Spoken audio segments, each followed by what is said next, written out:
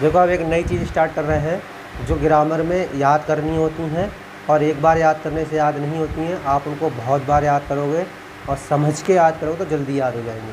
इसीलिए मैंने कुछ इस तरीके से बनाया है ये, जिससे आपको जल्दी याद हो जाएगा। ठीक है, आप ऐसा करना, इसका स्क्रीनशॉट लेते रहना। ठीक, तो देखो सबसे पहले हम शुरू करेंगे ईडियम्स। ठीक,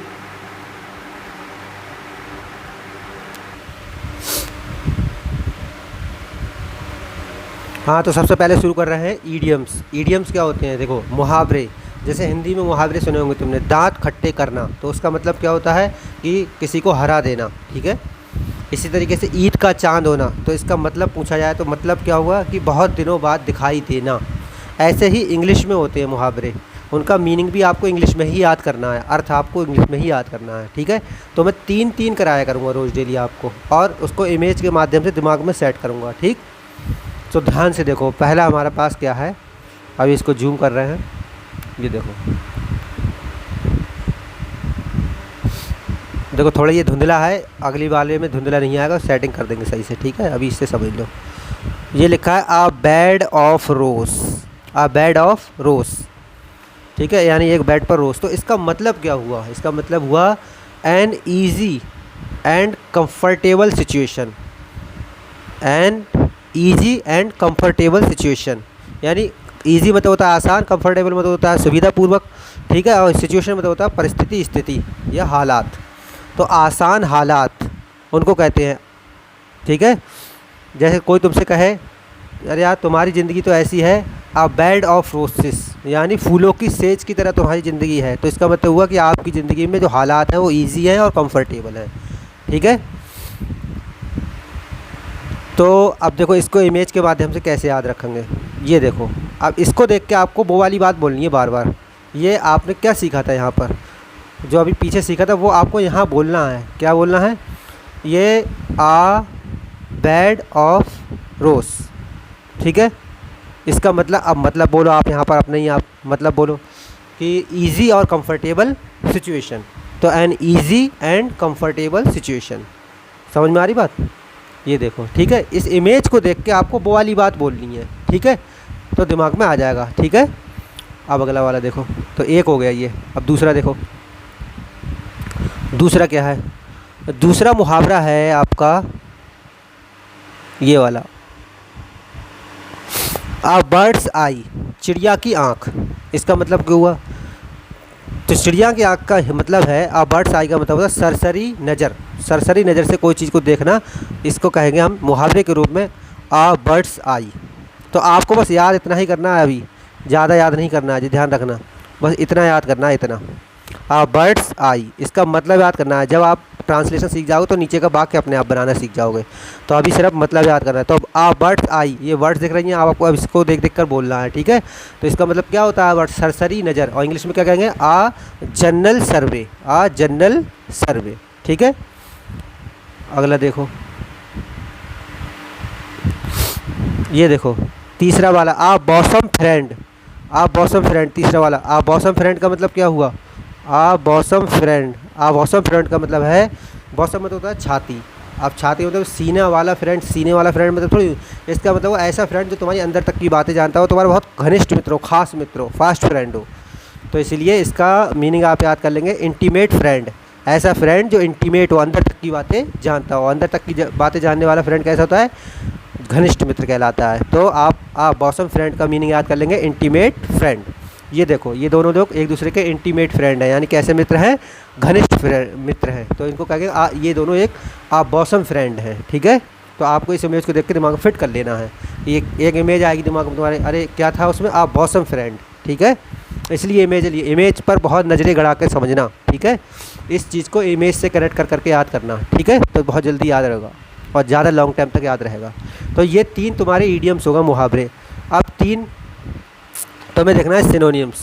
सिनोनिम्स क्या होते हैं? देखो, सिनोनिम्स क्या होते हैं? सिनोनिम्स होते हैं एक जैसे वर्ड। जैसे मैंने तुमसे कहा हवा, तो हवा को और क्या वर्ड से संबोधित कर सकते हैं? वायु। ठीक है, जैसे आग, आग को और क्या कह सकते हैं? अनल। ठीक है, पावक, इस तरीके के वर्ड हैं। जैसे पानी, पानी को और क्या कह सकते हो, जल। तो ये पानी और जल कैसे वर्ड हो गए, एक दूसरे के सिनोनिम्स हो गए, ठीक है, पर्यायवाची वर्ड हो गए। तो ऐसे ही आपको याद करना है। तो जो जो मैं बताऊँ वो याद करना, ठीक है। पहले हम ये वाले याद करेंगे जिन पे डेट पड़ी हुई है, जिन पे डेट है। तो देखो जिन पे डेट्स हैं वही वाले याद करोगे पहले। तो पहले ये दूसरा वाला याद करोगे, अपोलॉजी। अपोलॉजी का मतलब क्या होता है, देखो ये इससे अपोलॉजी कर रहा है, अब खुद दिमाग लगाओ, एपोलॉजी का मतलब क्या हो रहा है, ये इससे माफ़ी मांग रहा है। माफ़ी मांगने को एपोलॉजी कहते हैं, ठीक है, कि आप मुझे एपोलॉज कर दें, मुझे माफ़ कर दें, ठीक है, प्लीज़ एपोलॉज मी, ठीक।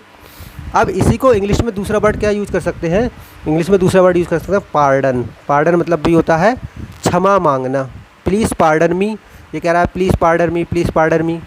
या कह सकते हो, और क्या कह सकते हो, एक्सक्यूज़। एक्सक्यूज़ का मतलब भी यही होता है, EX, ठीक है, एक्सक्यूज़ का मतलब भी प्लीज़ एक्सक्यूज़ मी, प्लीज़ मुझे माफ़ कर दें, प्लीज़ मुझे माफ़ कर दें, इस तरीके का वर्ड ये इससे बोल रहा है। तो आपको ऐसे करके दिमाग में फिट कर लेना है, ठीक है। नेक्स्ट देखो, अब दूसरा वाला देखो, अगला वाला क्या बता रहा है, ये देखो। अब ये कह रहा है इसमें, ये वाला देखना, चौथा वाला अलाउ। अलाउ का मतलब तुम्हें पता है कि ये कह रहा है अलाउ, प्लीज़ अलाउ मी, मैं अंदर आना चाहता हूँ, मुझे अलाउ करो आने के लिए। तो आप दिमाग लगाओ क्या होगा अलाउ का मीनिंग, यही तो होगा अनुमति देना, ठीक है, आज्ञा देना। और इसका अलाउ को अब हम क्या कह सकते हो, परमिशन देना कह सकते हो। तो इसलिए इसका सिनोनियम वर्ड हो गया परमिट। क्या हो गया, परमिट। क्लियर। तो ऐसे करके आप ये याद कर लो। जैसे ये कह रहा है प्लीज़ अलाउ मी, अब ये और क्या कह सकता है, दूसरे तरीके से बोले प्लीज़ परमिट मी, ठीक है, बात एक ही हुई लेकिन दो वर्ड यूज़ कर सकता है वो। अब आगे देखो, ये देखो अगला वर्ड है तुम्हारे सामने एसेंट। अगला वर्ड है आपके सामने एसेंट, ये है एसेंट। ये वाला देखो, सॉरी ये छठा वाला, वो पांचवा वाला देखो, एसेंट सन 2020 में आया हुआ है जो। एसेंट का मतलब देखो, कोई चीज़ नीचे से ऊपर एसेंट कर रही है, आदमी ये एसेंट कर रहा है। अब अंदाज़ा खुद लग गया होगा क्या है एसेंट मतलब ऊपर की तरफ चढ़ना या उभरना, ठीक है। तो और हम इसको क्या कह सकते हैं, इसको कह सकते हैं राइजिंग। ये लिखा है राइजिंग, देखो इसके सामने वाला ये है राइजिंग, ठीक है। तो राइजिंग का मतलब भी ऊपर को चढ़ना। जैसे ये आदमी कह रहा है यार प्राइस तुमने इतने राइज कर दिए, 120 रुपये किलो टमाटर कर दिए, प्राइस आपने राइज कर दिए। तो राइज का मतलब क्या हुआ, बढ़ना, उभरना, ठीक है। तो एसेंट, एसेंट का मतलब क्या हुआ, उभरना या ऊपर को बढ़ना, और राइजिंग का मतलब भी ऊपर को बढ़ना, ठीक है। अब आगे देखो, अब ये आपके सामने आ गए हैं एंटोनियम्स। ये देखो, अब एंटोनियम्स क्या होते हैं, एंटोनियम्स जो होते हैं ना, ये उल्टे वर्ड होते हैं। जैसे मैं कहूँ काला, तो इसका उल्टा वर्ड क्या हुआ, सफ़ेद, ठीक है। ऐसे ही मैं कहूँ छोटा, तो इसका उल्टा वर्ड यानी विलोम शब्द कहते हैं इसे, क्या हुआ, छोटा का बड़ा हो जाएगा। तो ऐसे ही इंग्लिश में होती है, आपको उल्टे वर्ड भी बताने हैं। देखो ये जो आदमी है इसको एबहोर कर रहा है, चिल्ला रहा है, तो इससे ये मोहब्बत कर रहा है, ये नफ़रत कर रहा है। तो एबहोर का मतलब होता है नफ़रत करना, घृणा करना, एबहोर, ठीक है।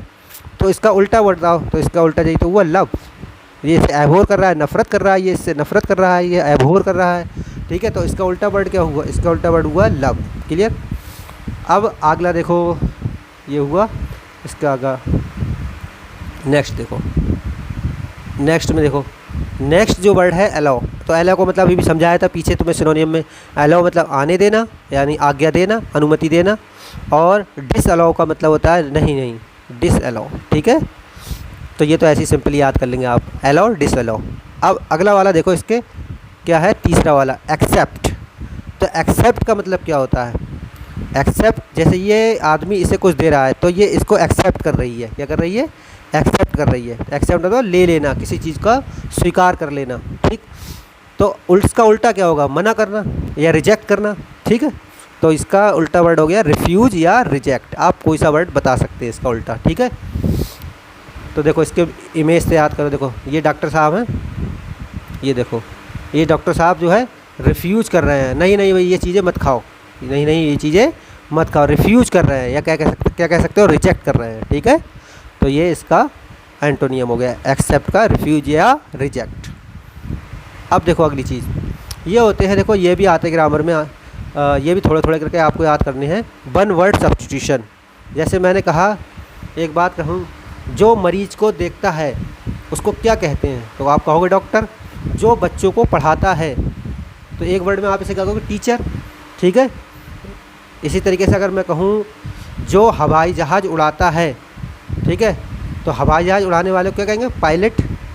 तो इसी तरीके से बड़े से एक सेंटेंस में एक बात को एक वर्ड में बोलना है। ठीक है, फॉर एग्जांपल देखो, पहला वाला देखो, पहला वाला ये देखो, पहला, इसका मतलब समझना पहले। अ person who does not believe in the existence of God, क्या मतलब हुआ, एक आदमी जो बिलीव भरोसा नहीं करता गॉड के होने में, एग्जिस्टेंस मतलब होने में, गॉड के उपस्थित होने में भरोसा नहीं करता। तो इंग्लिश में इसको कहते हैं एथियस्ट। एथियस्ट मतलब नास्तिक, ना मानने वाला।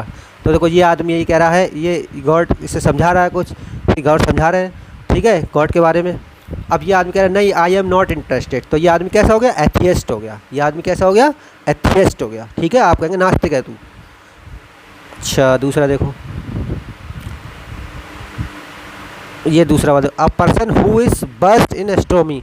एस्ट्रोनॉमी, बस्ट मतलब जो काबिलियत रखता हो, एस्ट्रोनॉमी मतलब भूगोल विज्ञान में, खगोल विज्ञान में, खगोल विज्ञान में, सॉरी, खगोल विज्ञान में, यानी आसमान चांद सितारों के बारे में काबिलियत रखता हो, तो ऐसे आदमी को एस्ट्रोनॉमी, एस्ट्रोनॉमी होता है खगोल विज्ञान यानी चांद सितारे वाले विज्ञान, तो उसको कहेंगे एस्ट्रोनॉमर। तो इसी में से निकल के आ गया एस्ट्रोनॉमर, इसी वर्ड में छुपा है। एस्ट्रोनॉमी को जानने वाला क्या कहलाएगा, एस्ट्रोनॉमर। ये देखो एक एस्ट्रोनॉमर है, ये कौन है, एक एस्ट्रोनॉमर है।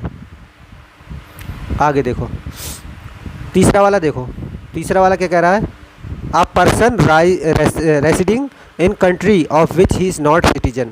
इसी को कैसे कह सकते हैं, a person who comes as a permanent resident in foreign country, यानी एक आदमी जो फॉरेन कंट्री में परमानेंट रहने के लिए आता है, उसको क्या कहोगे, एक आदमी जो परमानेंट रेजिडेंट मतलब रहने के लिए फॉरेन कंट्री मतलब दूसरी बाहर की कंट्री में जाता है, तो लोग उसे क्या कहेंगे कि आप बाहर के हो। और बाहर के वालों को कहते हैं एलियन। ये सब लोग कहाँ जा रहा है, विदेश जा रहा है, ये सब क्या कहलाएंगे, वहाँ जाके एलियन कहलाएंगे। ये सब लोग दूसरे देश में जाने के बाद क्या कहलाएंगे, एलियन कहलाएंगे। ठीक है, तो बस ये चीज़ें नहीं मैं बता रहा हूँ, और इसको याद कर लेना और अपनी कॉपी में लिख लेना। ठीक है, तो लिखने का तरीका समझ लो। लिखने का मसला ये है, जैसे अब ये है, सबसे पहले मैंने आपको क्या बताया, सबसे पहले मैंने ईडियम बताया, तो आप ऐसा करना कि ईडियम लिखना तीनों, केवल मीनिंग लिखना, ये मत लिखना इसका sentence, life is not a bed rose, ये मत लिखना। तो केवल ए बेड ऑफ रोज और इतना लिख लेना, इसकी मीनिंग जो ब्रैकेट में लिखी है, और फिर एक पेज छोड़ देना, 2 पेज में आ जाएंगे पूरे उसके। इसी तरीके से फिर इसके बाद मैंने तुम्हें क्या करा, सिनोनियम, इसमें भी 1 पेज छोड़ के फिर आगे एंटोनियम शुरू कर देना। ठीक है, फिर ऐसे आगे क्या शुरू कर देना, वन वर्ड सब्स्टिट्यूशन शो कर देना। ठीक है, इस तरीके से 1-1 पेज छोड़कर जगह दे देना ताकि तीनों चीज़ें चलती रहें। ठीक है, तो इसे इमेज के द्वारा याद करना। अब जैसे इमेज आएंगी तुम्हारे सामने, अब इमेज को देख देख के तुम्हें बार बार बोलना है इसे, तो तुम्हें पक्का याद हो जाएगा, बिल्कुल कतई टेंशन कभी होएगी नहीं। जैसे ये है, इसका क्या बताया, a bed of rose. A bed of rose मतलब इजी एंड कंफर्टेबल सिचुएशन, यही तो याद करा। अब आँख, आ बर्ड्स आई, आ जर्नल व्यू, आ जर्नल सर्वे। ठीक है, एक सरसरी निगाह। अब इमेज देख के बोला, आ बॉसम फ्रेंड मतलब फास्ट फ्रेंड यानी इंटीमेट फ्रेंड, जो अंदर की बात जानते हो।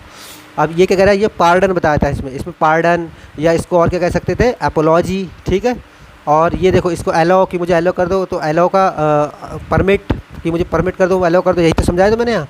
अब देखो यहाँ पर ये, अरे राइजिंग या एसेंट। ठीक है, इसको देख के, इमेज को देख के बोलना है आप सिर्फ। ये क्या कर रहा है, इससे घृणा कर रहा है, तो इसका घृणा को इंग्लिश में तुम्हें मैंने बताया था कि घृणा अबहोर कर रहा है, अबहोर। ठीक है, कि घृणा, और इसका उल्टा क्या होता है, लव, बताया था। अब इमेज को देख के बोलना है, अरे ये क्या कर रहा है, इसको ये इससे एक्सेप्ट कर रहा है, तो एक्सेप्ट मतलब अब डॉक्टर साहब क्या कर रहे हैं यहाँ पर, रिफ्यूज़, मना, रिजेक्ट कर रहे हैं। ठीक है, ऐसे जो आदमी क्या, जब गॉड को नहीं मानता, तो जैसे क्या कहेंगे हम, ये कहेंगे एथियस्ट कहेंगे इसे। ठीक है, ऐसे ये आदमी जो है चांद सितारों के बारे में जानता है, तो इसे क्या कहेंगे हम, इसे कहेंगे ये एस्ट्रोनॉमर है। ऐसे ये जो लोग हैं बाहर जाते हैं विदेश, उनको क्या कहते हैं, एलियन कहते हैं। तो ऐसे इमेज देख देख के आपको याद करना है।